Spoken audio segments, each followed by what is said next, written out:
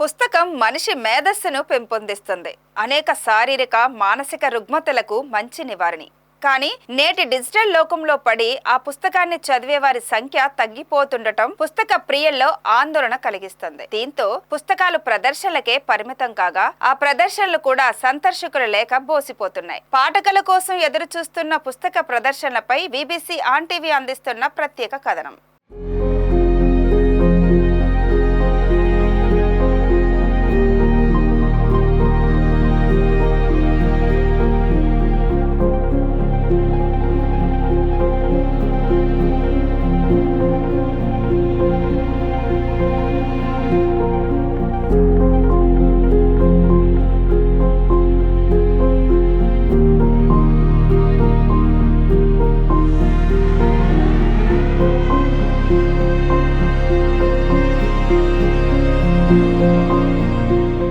చిరిగిన చొక్కా వేసుకో కానీ పుస్తకం మాత్రం కొనుక్కో అన్నారు కందుకూరి వీరేశలింగం పంతులు. అంటే పుస్తకానికి ఉన్న విలువ ఏంటో ఆనాడే కందుకూరి చెప్పేశారు. పుస్తకం మనిషిలో జ్ఞానాన్ని అందిస్తుంది, మెదడును మెరుగుపరుస్తుంది. ఓ మంచి పుస్తకం 100 మంది స్నేహితులతో సమానమని మేధావులు ఏనాడో చెప్పారు.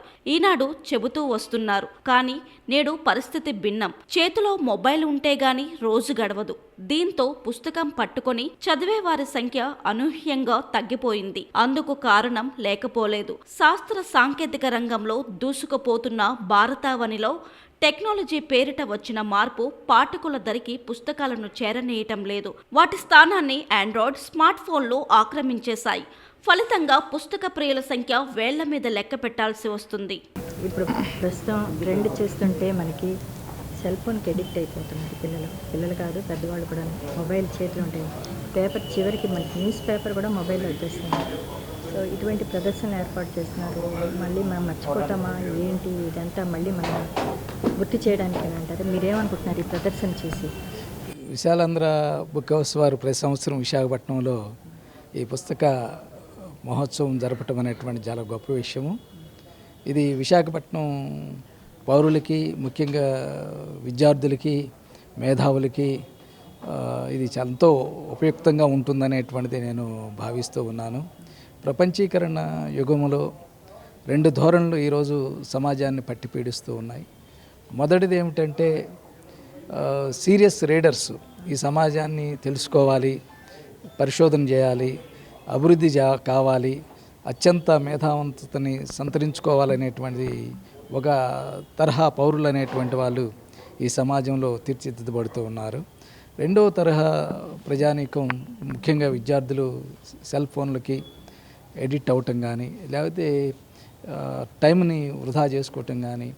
విద్యార్థులు తాము చదివే పుస్తకాలన్నీ డిజిటలైజేషన్ కావడంతో పుస్తకాలు చదివే వారి సంఖ్య తగ్గిపోయింది. తమకు కావలసిన సమాచారం అంతా ఇంటర్నెట్ సాయంతో మొబైల్ ద్వారా గ్రహించేస్తున్నారు. దీంతో పుస్తకాలను పక్కన పెట్టేశారు. మరోవైపు విద్యా సంస్థలు కూడా డిజిటలైజేషన్ దిశగా అడుగులు వేయడం ప్రారంభించేశాయి. లైబ్రరీలో ఉన్న పుస్తకాలలో నిక్షిప్తమై ఉన్న పరిజ్ఞానాన్ని డిజిటలైజ్ చేయడంతో పుస్తకాలను చదివే వారి సంఖ్య క్రమేణా తగ్గిపోతూ వస్తుంది. కానీ ఇటువంటి సెల్ ఫోన్ పరిజ్ఞానం విద్యార్థులకు ఏమాత్రం విజ్ఞానాన్ని అందించవని ఆచార్యుల భావన.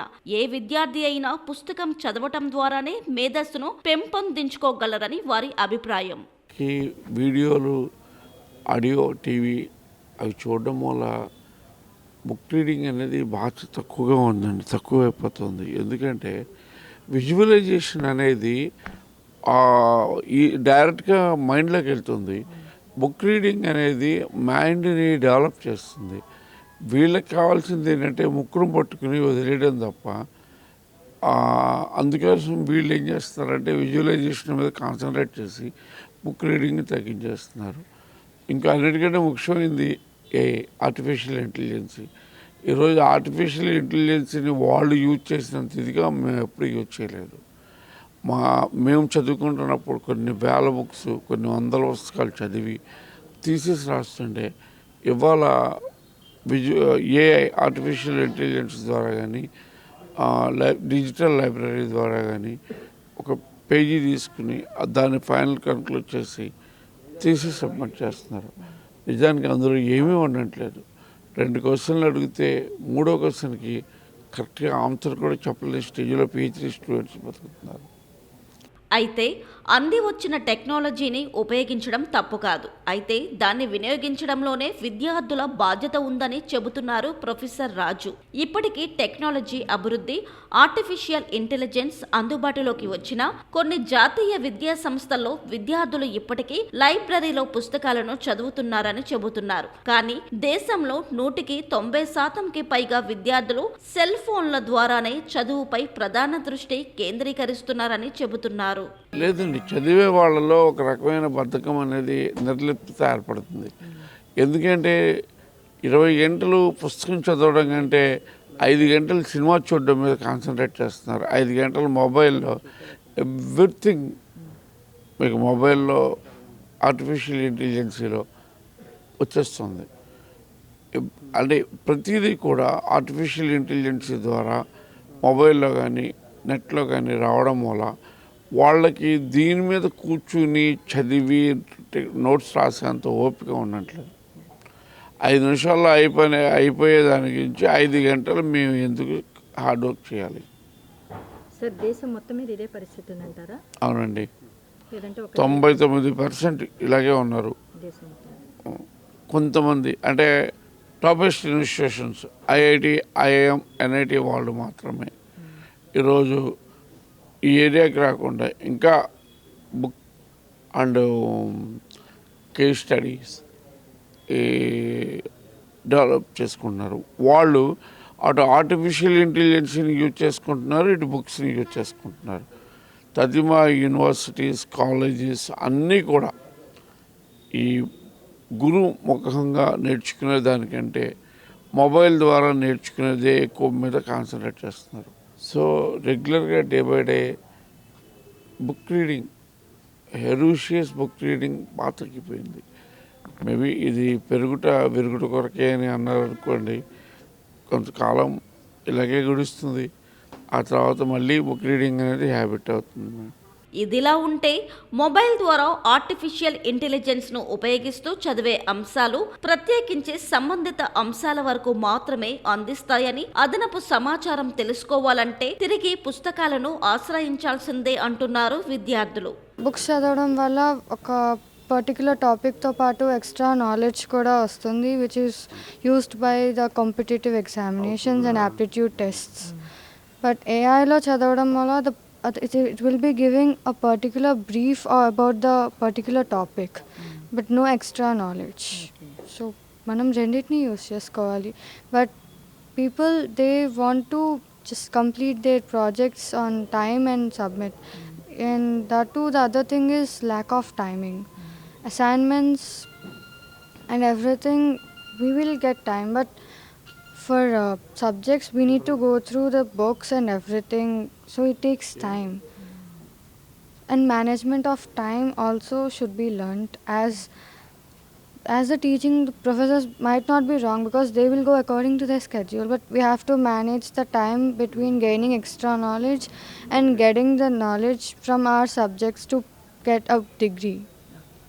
గతంలో పుస్తకాల ప్రదర్శనలపై పాఠకుల్లో ఆసక్తి ఉండేది. ఎప్పుడు పుస్తక ప్రదర్శన జరుగుతుందా అనే అభిలాష పుస్తక ప్రియుల్లో ఉండేది. రాను రాను పుస్తకాలు చదివే వారి సంఖ్య తగ్గిపోతుండటంతో పబ్లిషర్లో కూడా నిరాశ వ్యక్తమైంది. ప్రస్తుత కాలంలో కష్టమైన ఈ సాంప్రదాయాన్ని కొనసాగిస్తూ వస్తున్నారు విశాలాంధ్ర లాంటి పబ్లిషర్లు. అయినా పుస్తకానికి దూరమైన యువతను తిరిగి పుస్తకానికి దగ్గర చేయలేకపోతున్నామని పుస్తక ప్రదర్శన నిర్వాహకులు చెబుతున్నారు. మంచి అభిప్రాయం ఉండేది, ఇప్పటికీ ఉంది అభిప్రాయం పాఠకుల్లో. కానీ ఈరోజు పుస్తకాలని చదివేటువంటి ఆదరణ ఎంతవరకు ఉంది పాఠకుల నుంచి? ఈ ఎగ్జిబిషన్ ఎంతవరకు ఉపయోగపడుతుంది వాళ్ళకి? ఈ ఎగ్జిబిషన్ అనేది పాఠకుల్లోనే గతంలో చాలా ఎక్కువ ఆసక్తికరం ఉండేదండి. ఇప్పుడు ఏంటంటే దాని ఆసక్తి తగ్గిందన్నందుకు ఏంటంటే రకరకాల వాళ్ళు ఇబ్బందులు ఏదో అయి ఉండొచ్చు, కానీ ఈ ప్రతి ఇయర్ ఆ ఆసక్తి పోకుండా ఉన్నందుకోసమే మేము ప్రతి ఇయర్ ఈ ఎగ్జిబిషన్ అనేది లాభాపేక్ష లేకుండా ఈ ఎగ్జిబిషన్ ప్రత్యేకమైన వసతులతో కూడిన ప్రత్యేకమైన రకరకాల బుక్స్తో పాటు ఈ ఎగ్జిబిషన్ ఇక్కడికి దగ్గరికి ప్రతి ఒక్క పాఠకుడికి ఎగ్జిబిషన్ రావాలనే కోరిక పుట్టే విధంగా మేము ఎగ్జిబిషన్ ఇక్కడ కండక్ట్ చేయడం జరుగుతుందండి. సో ఎలా ఉంది పాఠకుల నుంచి ఈసారి ఈ ఏడాది ఆదరణ లాస్ట్ ఇయర్కి మీరు అబ్జర్వ్ చేసి?